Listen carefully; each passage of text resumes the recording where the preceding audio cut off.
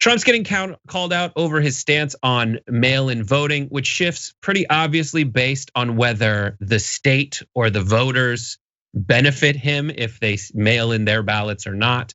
We're gonna take you through all of it and expose the very clear reason for all of it. But first, here he is getting fact-checked in real time about mail-in balloting by CNN's Kyra Phillips. Take a look. You said that voting by mail is an invitation to fraud. Could you lay out and tell us exactly where the evidence is right now that mail-in ballots in Nevada and other states will lead to widespread fraud?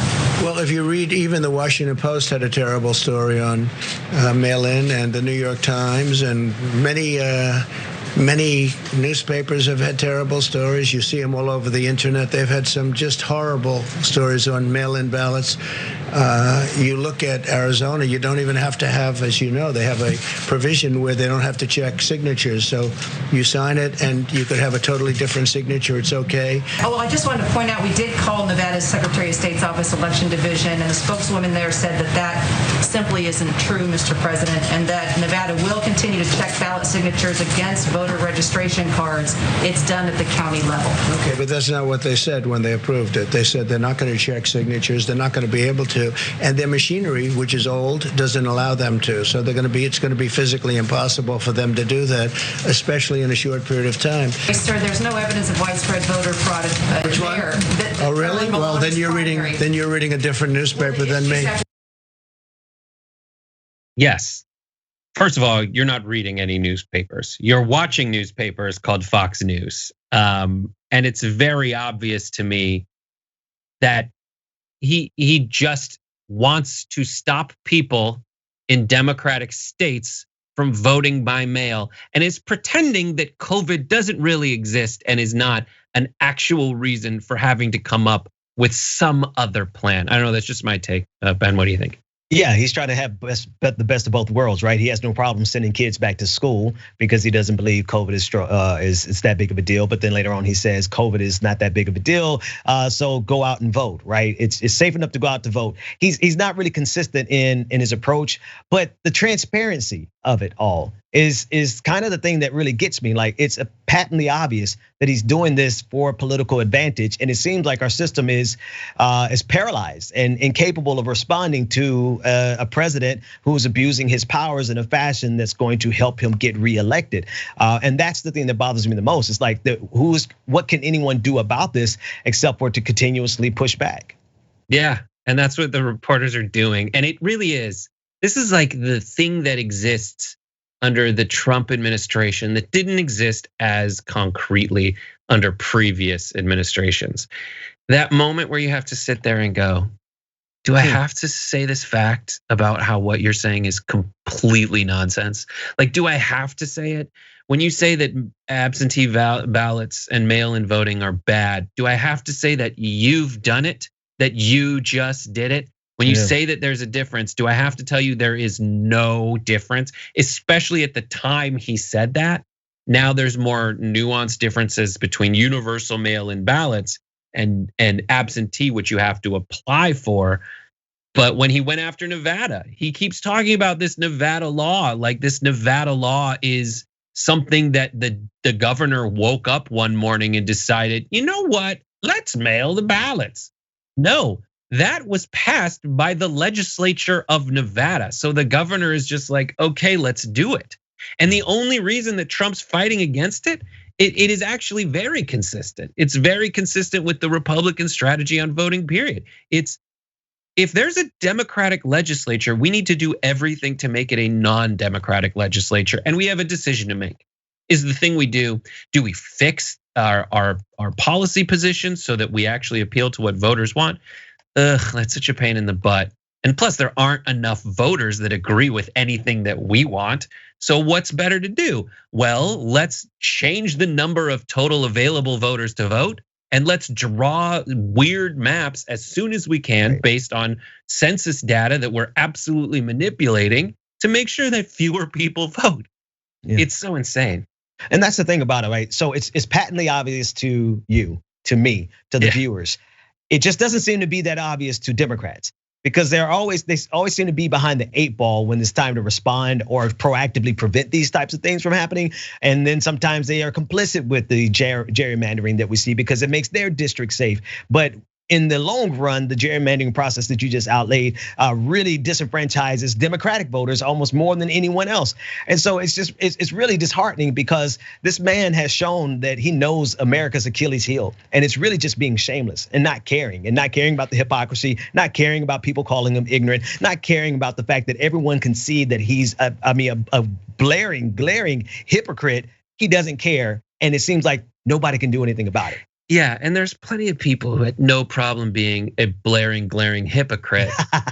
But like they absolutely, at least there was a decorum. And I know that decorum, it's the same thing about like the disembodied heads of judges and the way we build Capitol buildings to imply that this thing has been here for billions of years since the Greek times. But no, they just built that as an homage to that era.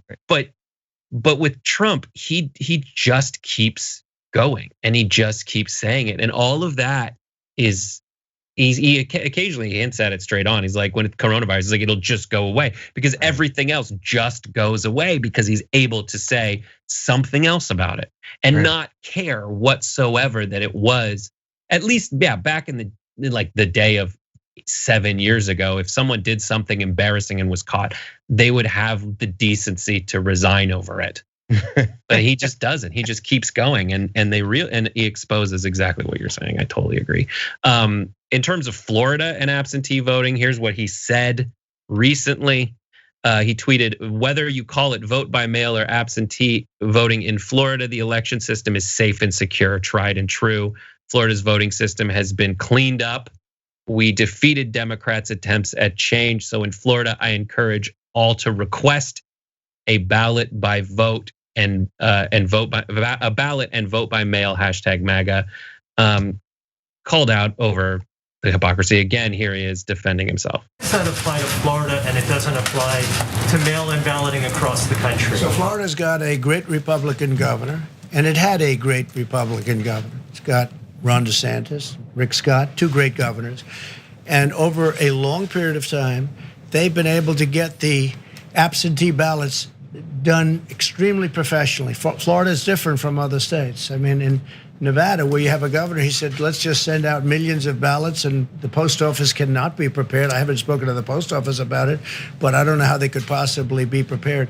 Florida has been working on this for years, and they have a very good system of mail-in, and that would be absentee or even beyond absentee. So in the case of Florida, there aren't too many people that would qualify.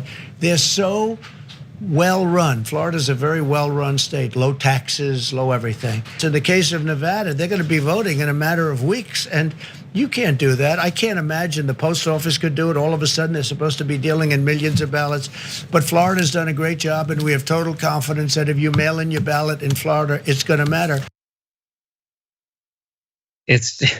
Go ahead. So he slipped something in there about the post office, right? The post office could and can handle that type of quantity, but they have been undermining the post office every step of the way, right? And so he's creating the very conditions where the post office can't handle it. But then on top of that, he just started out that entire exchange by saying we had 2 great Republican governors in Florida. Period. That's what he's counting on. He's counting on the machinations inside of Florida. Listen, I was in Florida in 2000. I was also in Florida in 2004 when they purged me off the rolls.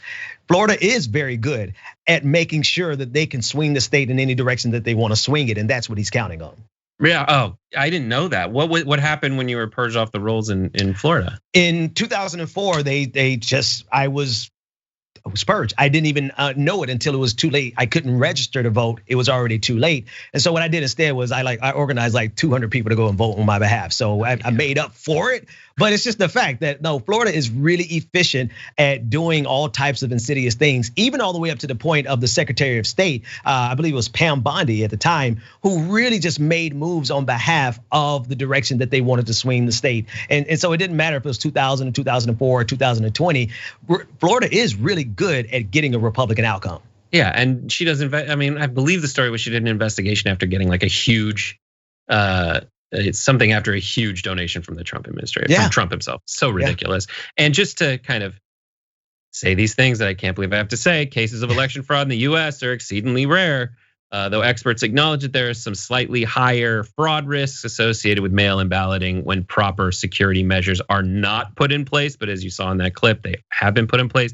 But here, I would like to point out that Florida is the one that notoriously is terrible at this. Not just that, but because of the so many dual residencies of people from New York who go to Florida just to vote, one of whom lives in the White House. And that, to me, is a form of voter fraud. He lives in DC. That's where he lives. Right now, Kevin McCarthy is making an argument that he has to give his speech for the RNC from the residence of the White House because that's where he lives. But when it comes to voting, he knows he's in trouble. So he's got to take every vote he can get, even if he has to change his residency to Florida. It's so stupid. And then this last graphic I'm going to show before we go to break. We have two more. Who do people like when they're mail-in voting? Here's the Emerson College polling thing. People who want to vote in person on the left, very red. People who want to vote by mail, 76% of them versus 20 favor Biden over Trump. So I think we just exposed the plot, not to mention all the things we trust the US Postal Service with, that you can mail passports, taxes, refunds, Social Security cards, driver's license, credit cards, COVID checks, the census. These are all mail things that we trust the mail carriers with. It's all BS. Want to win a free electric scooter? Well, our partners at Aspiration and Zoom Electric are making it possible. All you have to do is head to tyt.com/greensummer for your chance to win.